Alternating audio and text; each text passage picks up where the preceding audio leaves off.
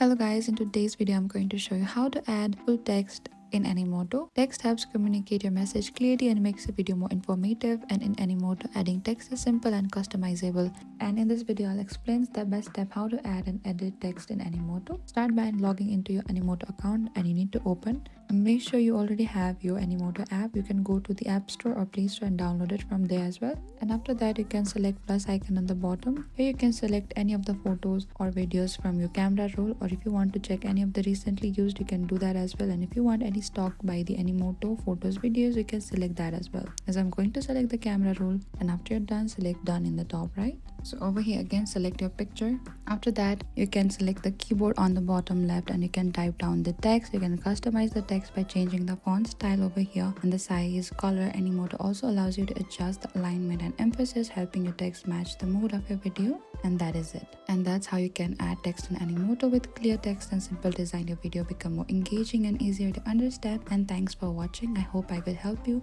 on how to add text in Animoto. Please don't forget to like, subscribe, and if you have any trouble or confusion to add text in Animoto, comment down below and we will reach out to you very soon.